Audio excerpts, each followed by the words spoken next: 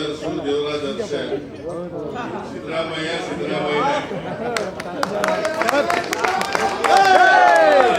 Devaraja Arasu compare ಮಾಡಬೇಕು ಇಲ್ಲ. Okay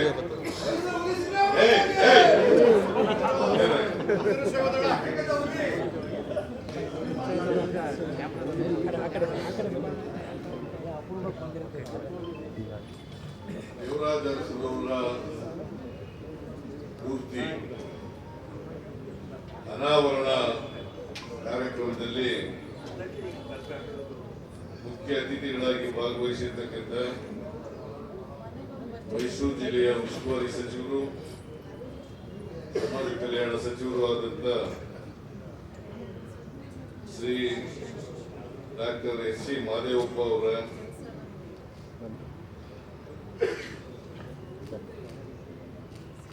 ಈ ಕ್ಷೇತ್ರದ ಶಾಸಕರು ಮಾಜಿ ಮಂತ್ರಿಗಳು ಆದಂತ ನವೀನ್ ಶೇಟ್ ಅವರ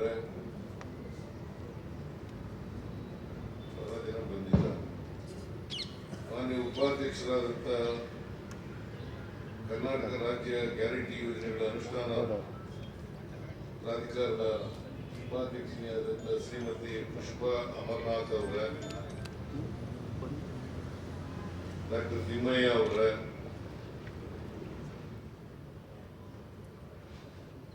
ಎಚ್ ವಿಶ್ವನಾಥ್ ಅವರ, ಸಿ.ಎನ್. ಮಂಜೇಗೌಡ ಅವರ, ಹರೀಶ್ ಗೌಡ ಅವರ, ಡಾಕ್ಟರ್ ಯತೀಂದ್ರ ಎಸ್ ಅವರ,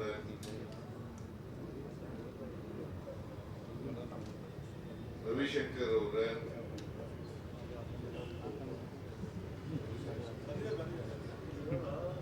ಅಯ್ಯೂಬ್ ಖಾನ್ ಅವರ, ಶಿವಕುಮಾರ್ ಸದಸ್ಯರಾದಂತ ಶಿವಕುಮಾರ್ ಅವರ,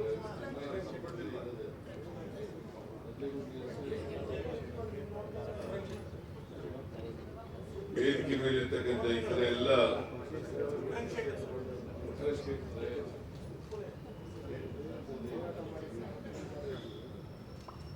ದೇವರಾಜ ಅರಸುರವರ ಪುತ್ರಿ ಶ್ರೀಮತಿ ಭಾರತಿ ಅವರೇ,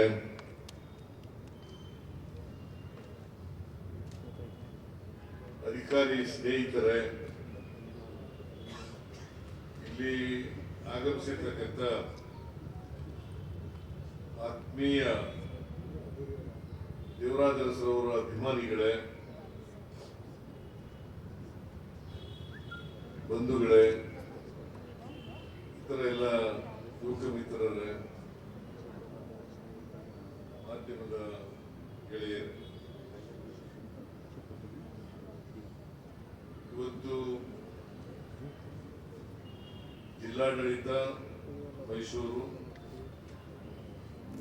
ಕನ್ನಡ ಮತ್ತು ಸಂಸ್ಕೃತಿ ಇಲಾಖೆ ಇವರ ಸಹಯೋಗದೊಂದಿಗೆ ಈ ದೇವರಾಜ ಅರಸು ಪ್ರತಿಮೆ ಅನಾವರಣ ಮಾಡತಕ್ಕಂಥ ಕಾರ್ಯಕ್ರಮ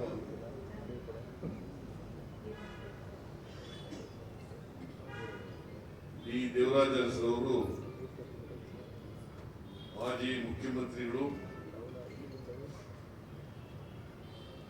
ಮತ್ತೆ ಸಾಮಾಜಿಕ ನ್ಯಾಯದ ಹರಿಕಾರರು ಕೂಡ ಆಗಿದ್ದು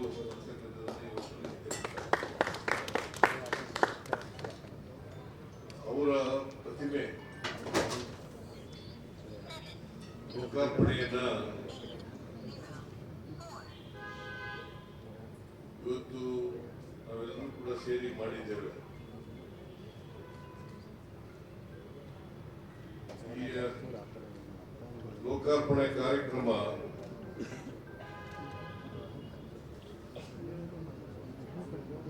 ದೊಡ್ಡ ಪ್ರಮಾಣದಲ್ಲಿ ಆಗಬೇಕಾಗಿತ್ತು.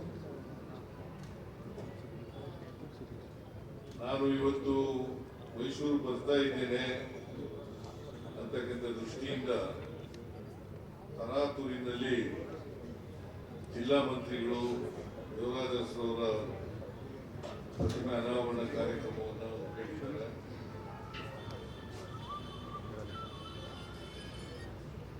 ನಾನು ಫೋನ್ ಮಾಡಿದ್ರು ಈ ಒಂದು 2-3 ದಿನಗಳ ಹಿಂದೆ. ಮೈಸೂರು ಬಂದೇ ಬರ್ತೀನಿ ನಾನು 15ನೇ ತಾರೀಕು 3ನೇ ತಾರೀಕು. ಅವತ್ತು ನೀವು ತರಾತುರಿನಲ್ಲಿ ಮಾಡೋದಾದ್ರೆ ಮಾಡಿ ಅಂತ ಹೇಳಿದೆ ನಾನು. ಅಥವಾ ಇನ್ನೊಂದು ದಿನ ದೊಡ್ಡ ಪ್ರಮಾಣದಲ್ಲಿ ಮಾಡೋಣ ಅಂತ ಕೂಡ ಹೇಳಿದ್ದೆ ನಾನು. ಎಲ್ರಿಗೂ ಪ್ರಚಾರ ಮಾಡಿ ಜನ ಸೇರಿಸಿ ದೊಡ್ಡ ಪ್ರಮಾಣದಲ್ಲಿ ಮಾಡಬೇಕು. ಯಾಕಂದ್ರೆ ಜಿಲ್ಲಾಧಿಕಾರಿಗಳ ಕಚೇರಿ ಮುಂದೆ ದೇವರಾಜ ಅರಸರವರ ಪ್ರತಿಮೆ ಅನಾವರಣ ಮಾಡತಕ್ಕಂಥದ್ದು ಬಹಳ ದಿನಗಳಿಂದ ನಿಗದಿಯಾಗಿದೆ. ಮತ್ತೆ ಬಹಳ ದಿನಗಳ ಅಪೇಕ್ಷೆ. ಈ ಅಪೇಕ್ಷೆಯನ್ನ ಈಡೇರಿಸತಕ್ಕಂಥದ್ದು ಅತ್ಯಂತ ಅಗತ್ಯ ಅಂತೇಳಿ ನಾನು ಈ ದೇವರಾಜ ಅರಸರವರ ಪ್ರತಿಮೆಯನ್ನ ಇವತ್ತು ಅನಾವರಣ ಮಾಡ್ತಕ್ಕಂಥ ಕೆಲಸವನ್ನು ಮಾಡ್ತಾ ಇದ್ದೀವಿ. ಬಹಳ ಸಂತೋಷ ಆಗ್ತಾ ಇದೆ. ಮೈಸೂರು ನಗರದಲ್ಲಿ ದೇವರಾಜ ಅರಸರವರ ಸ್ವಂತ ಜಿಲ್ಲೆ, ಅವರ ಹುಟ್ಟೂರು ಕಲ್ಲಳ್ಳಿ ಹುಣಸೂರು ತಾಲೂಕಾದರೂ ಕೂಡ, ಆದರೆ ದೇವರಾಜ ಅರಸರವರು ಸ್ವಂತ ಜಿಲ್ಲೆ ಇದು. ಈ ಜಿಲ್ಲೆಯಲ್ಲಿ ಅವರ ಪ್ರತಿಮೆ ಇರಬೇಕು ಅಂತಕ್ಕಂಥದ್ದು ಬಹಳ ಜನಗಳ ಆಸೆಯನ್ನು ಪೂರೈಸತಕ್ಕಂಥ ಕೆಲಸವನ್ನ ಜಿಲ್ಲಾಡಳಿತ ಮಾಡಿದೆ ಅಂತಕ್ಕಂಥ ಮಾತುಗಳನ್ನು ಈ ಸಂದರ್ಭದಲ್ಲಿ ಹೇಳಲಿಕ್ಕೆ ಬಯಸ್ತಾ ಇದ್ದೇನೆ. ನಾನು ದೇವರಾಜ ಅರಸರ ಬಗ್ಗೆ ಹೆಚ್ಚು ಮಾತನಾಡಕ್ ಹೋಗಲ್ಲ. ದೇವರಾಜ ಅರಸರವರು ನಮ್ಮ ಜಿಲ್ಲೆಯವರಾದ್ರೂ ಕೂಡ ನಾನು ದೇವರಾಜ ಅರಸರವರು ಮುಖ್ಯಮಂತ್ರಿ ಆಗಿರುವಾಗ ನಾವು ಬೇರೆ ಬೇರೆ ಪಕ್ಷದಲ್ಲಿ ಇದ್ದವು. ನಾನು ಜನತಾ ಪಾರ್ಟಿನಲ್ಲಿದ್ದೆ, ಅವರು ಕಾಂಗ್ರೆಸ್ ಪಕ್ಷದಲ್ಲಿ. ಆದರೂ ಕೂಡ ಅವರ ಸಾಮಾಜಿಕ ನ್ಯಾಯದ ಕಳಕಳಿ ಇದೆಯಲ್ಲ, ಅದು ಬೇರೆಯವರಿಗೆ ಮಾದರಿ ಅಂತಕ್ಕಂಥ ಮಾತುಗಳನ್ನ ಹೇಳಿದ್ದಾರೆ.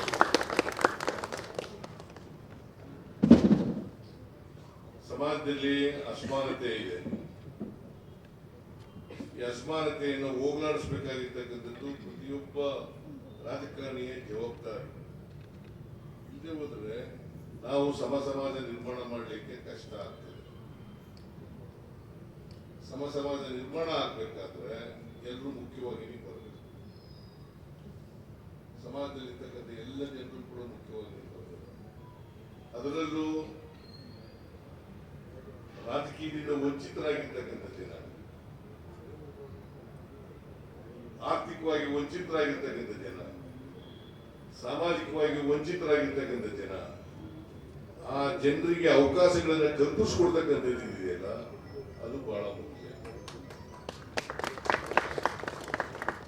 ದೇವರಾಜ ಅರಸರವರು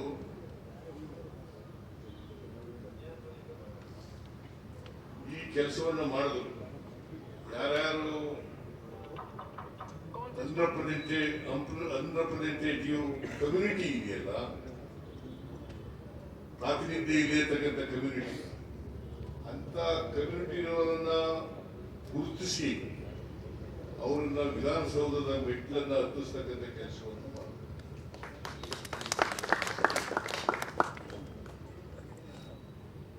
ಈ ಸಂಪತ್ತಿದೆಯಲ್ಲ, ಈ ದೇಶದ ಸಂಪತ್ತು ಮತ್ತು ಅಧಿಕಾರ ಇದೆಯಲ್ಲ, ಇದು ಯಾರು ಸೊತ್ತಲ್ಲ. ಇದು ವಿದ್ಯೆ ಯಾರು ಸೊತ್ತಲ್ಲ. ಅವಕಾಶಗಳನ್ನ ಒದಗಿಸ್ಕೊಡ್ಬೇಕು. ಅದಕ್ಕೆ ದೇವ್ರ ಬಗ್ಗೆ ಒಂದು ಮಾತು ಹೇಳ್ತಾರೆ. ಏನಪ್ಪಾ ಅಂತಂದ್ರೆ, ದೇವರು ಹೊಲನೂ ಕೊಡಲ್ಲ, ಶಾಪನೂ ಕೊಡಲ್ಲ, ಆದ್ರೆ ಅವಕಾಶಗಳನ್ನ ಕೊಡ್ತಾರೆ. ದೇವರು ಹೊಲನೂ ಕೊಡಲ್ಲ, ಶಾಪನೂ ಕೊಡಲ್ಲ, ಆದ್ರೆ ಅವಕಾಶಗಳನ್ನ ಈ ಅವಕಾಶಗಳನ್ನ ಸಿಕ್ಕಿದಾಗ ಅದನ್ನ ಸದುಪಯೋಗ ಮಾಡ್ಕೊಳ್ಳೋದಿದೆಯಲ್ಲ, ಅದೇ ಬುದ್ಧಿವಂತಿಕೆ. ಹಾಗೆ ದೇವರಾಜ ಅರಸರವರು ಅವಕಾಶಗಳನ್ನ ಒದಗಿಸ್ಕೊಟ್ರು.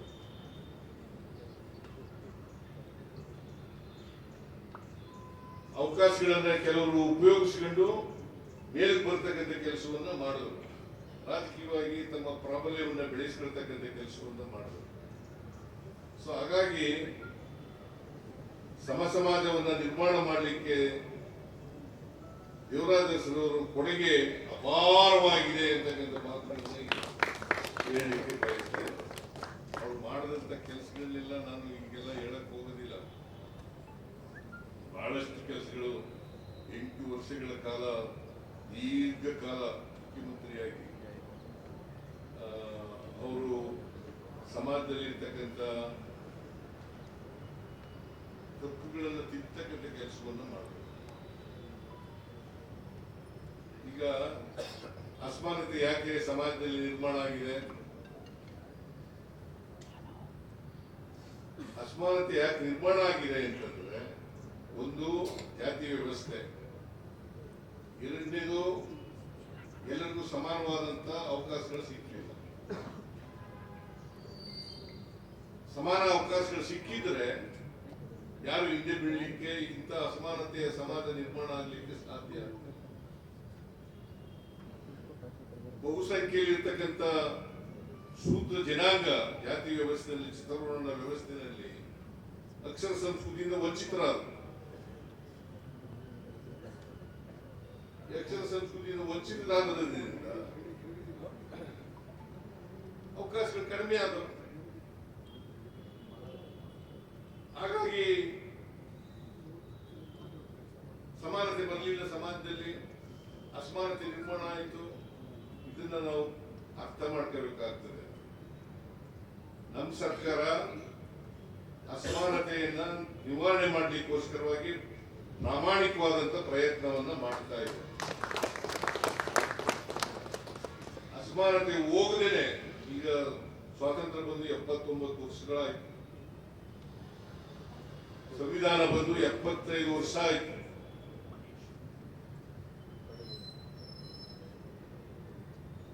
ಸಂವಿಧಾನದ ಆಶಯಗಳು ಇನ್ನೂ ಈಡೇರಿಲ್ಲ.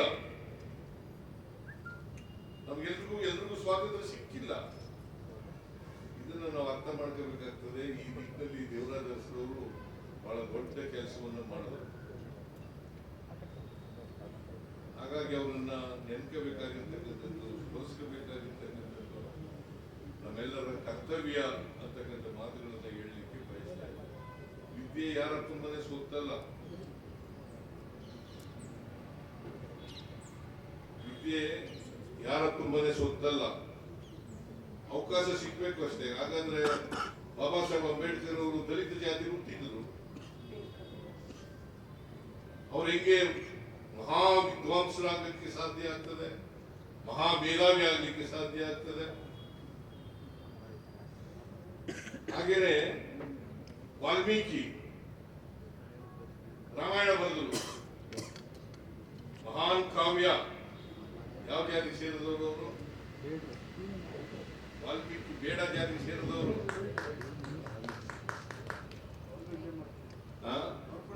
ಅವ್ರದ್ದು ಪ್ರತಿಮೆ ಕೂಡ ಹೀಗೆ ಮಾಡ್ತಾ ಇದೀವಿ. Construction is going on. ಇಲ್ಲಿ ಅನಾವರಣ ಕೂಡ ಮಾಡ್ತೀವಿ. ವಾಲ್ಮೀಕಿ ಪ್ರತಿಮೆಯವರು, ವಾಲ್ಮೀಕಿ ಮಹರ್ಷಿ ವಾಲ್ಮೀಕಿ ಅವರ ಪ್ರತಿಮೆಯನ್ನು ಕೂಡ ಅನಾವರಣ ಮಾಡ್ತಾ ಇದ್ದೀವಿ.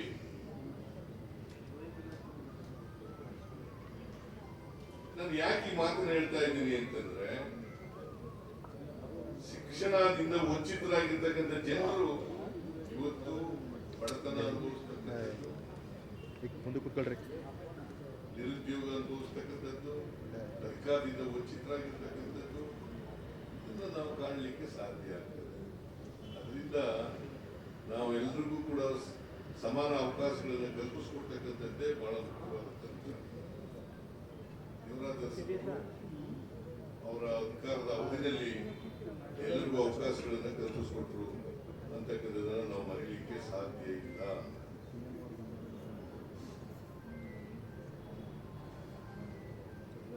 ಅಂತ ಮಹಾನ್ ವ್ಯಕ್ತಿ ದೇವರಾಜ ಅರಸರು. ಅವರನ್ನು ಸ್ಮರಿಸಿಕೊಳ್ತಕ್ಕಂಥದ್ದು ನಮ್ಮೆಲ್ಲರ ಜವಾಬ್ದಾರಿ, ಕರ್ತವ್ಯ.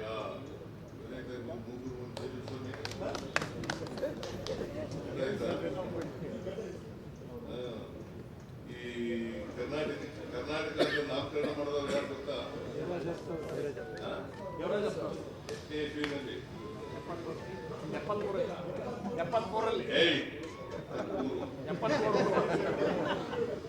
ಮೂರು ಬೇರೆ ಇರುತ್ತೆ.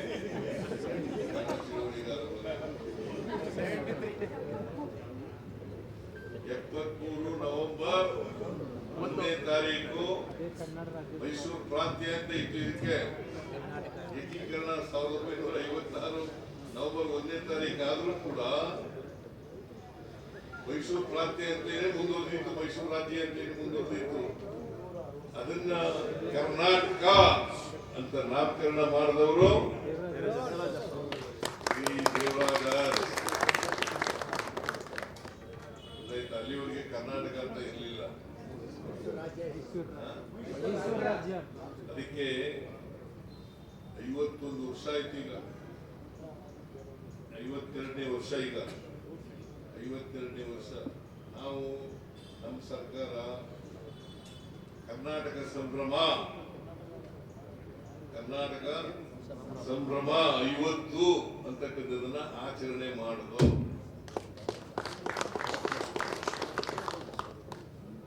ಬಿಜೆಪಿಯವರು ಮಾಡಲಿಲ್ಲ.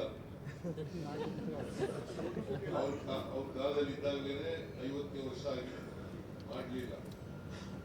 ನಾವು ಅದನ್ನ 51ನೇ ವರ್ಷ ಆದ್ರೂ ಕೂಡ ಕರ್ನಾಟಕ ಸಂಭ್ರಮ ಅಂತೇಳಿ ಮಾಡೋದು. ಅದೇ ವರ್ಷ ಈ ರಾಜ್ಯದಲ್ಲಿ ರಥಯಾತ್ರೆಯನ್ನ ಮಾಡಿದವರು ದೇವರಾಜ ಅರಸು ರಥಯಾತ್ರೆಯನ್ನು ಮಾಡಿದವರು. ಈ ರಥಯಾತ್ರೆ ಮಾಡುವಾಗ ಆದ್ಮೇಲೆ ವಿಧಾನಸೌಧದ ಮುಂದ್ಗಡೆ ಭುವನೇಶ್ವರಿ ಪ್ರತಿಮೆಯನ್ನ ಅನಾವರಣ ಮಾಡಿದ್ದು ನಮ್ಮ ಸರ್ಕಾರ.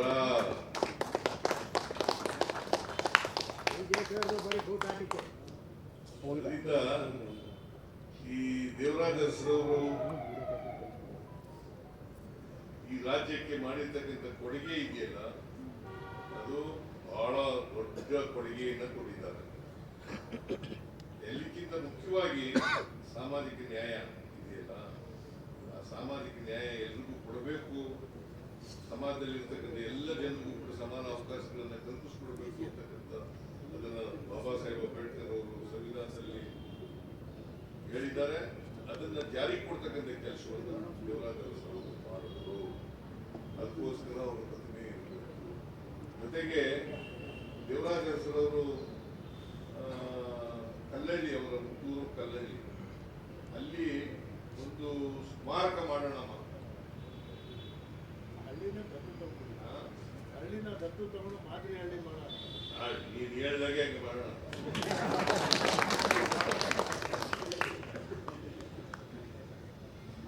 ಭಾರತಿ ರಾಣಿ ಕೇಳ್ಕೊಂಡು ಮಾಡೋಣ ಅಂತಕ್ಕಂಥ ಮಾತುಗಳನ್ನು ಹೇಳಿ ಇವತ್ತು ಅತ್ಯಂತ ಸಂತೋಷದಿಂದ ರಾಜ್ಯದ ಜನತೆಯ ಪರವಾಗಿ ಮತ್ತು ಮೈಸೂರು ಜಿಲ್ಲೆ, ವಿಶೇಷವಾಗಿ ಮೈಸೂರು ಜಿಲ್ಲೆಯ ಜನತೆಯ ಪರವಾಗಿ ಈ ದೇವರಾಜ ಅರಸರವರ ಪ್ರತಿಮೆಯನ್ನ ಲೋಕಾರ್ಪಣೆ ಮಾಡಿದ್ದೇನೆ. ಅತ್ಯಂತ ಸಂತೋಷದಿಂದ ಮಾಡಿದ್ದೇನೆ.